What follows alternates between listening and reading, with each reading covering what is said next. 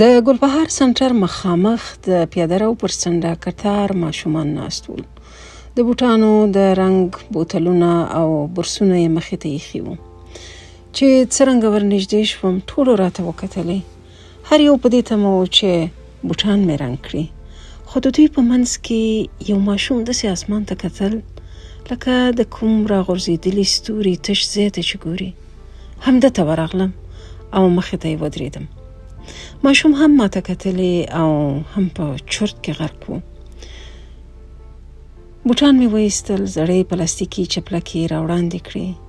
یو بوټ یې راواخیست.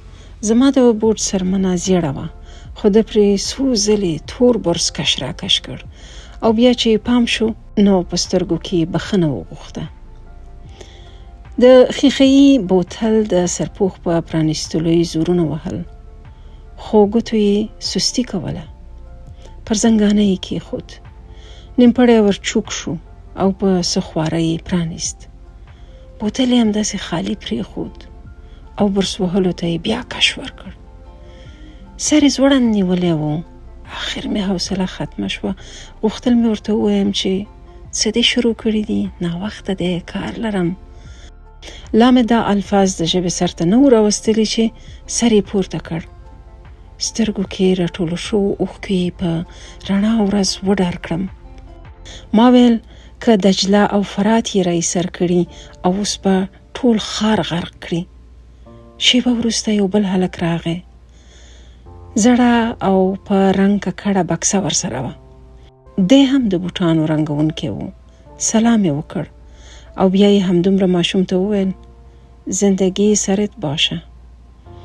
په دې خبره هلک بیا داسې زړغونی غوندې شو لکه ټوله زندگی چې بایللې وي او بل ورته هسې بې ځایه ډاډ ورکوي. یوه شیبه یې ورته وکتل او د سر په خوځولو یې ترې مننه وکړه. بوټان له رنګولو خلاص شوي وو. یو تور مستطیل ته ورته سپنج یې راواخیست او د ځلا لپاره یې پر بوټانو کش را کش کړ او بیا یې مخې ته راکېښودل. هیڅ نه پوهېدم څنګه ترې پوښتنه وکړم، څنګه یې د فکرونو له ژور منجلابه راوباسم. اخر مې زړه غټ کړ. خیریت دی؟ څه شوي؟ د ښي لاس لستوڼی یې په سترګو راتېر کړ. خورکۍ مې نور غلی شو.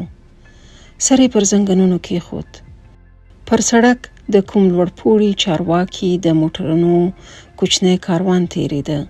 له هارنونو سره یې هلک سر راپورته کړ. بیا مې ترې وپوښتل په خورکۍ دې څه شوي؟ لکه د زړه خبره چې خولې ته نه راځي. د ښي لاس په ګوتو یې څو ځلې خپل تشي ته ضربې ورکړې. هماغلته ورته ولاړ پاتې شوم.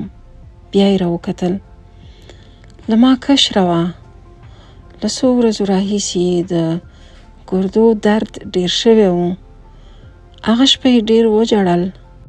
له دې سره دی هم پړینګ په ژړا شو. ښه یې زړه تش کړ او بیا یې کیسه پیل کړه. پلار مې ډاکټر ته بیولې وه. هغه ورته ویلي و چې تیږې یې غټې شوي، بې له عملیاتو یې چاره نشته. د عملیاتو پیسې نه وې. موږ ورته ایله د درد د آرامولو ګولۍ اخیستې. د ګولیو زور نه رسېده. بیچارهګۍ دردونه لیونی کړې وه. بیګا بیا سخته شوه. مور مې ورسره ګډ ژړل، ما هم.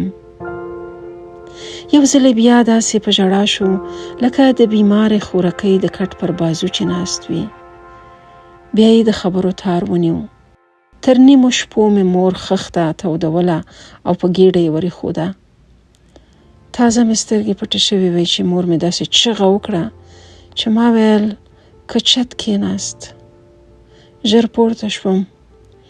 مور مې په خورکۍ همداسې چوکه وه.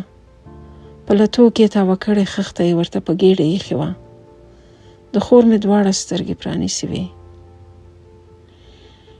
د څراغ رڼا ته یې زیړ مخ ښکارېده. هغه نوره د ګردو له درده خلاصه شوه. هغه له دې سره یې داسې دواړه لاسونه په تشو کېښودل لکه د ګردې د درد شدیده حمله چې پرې راغلې وي.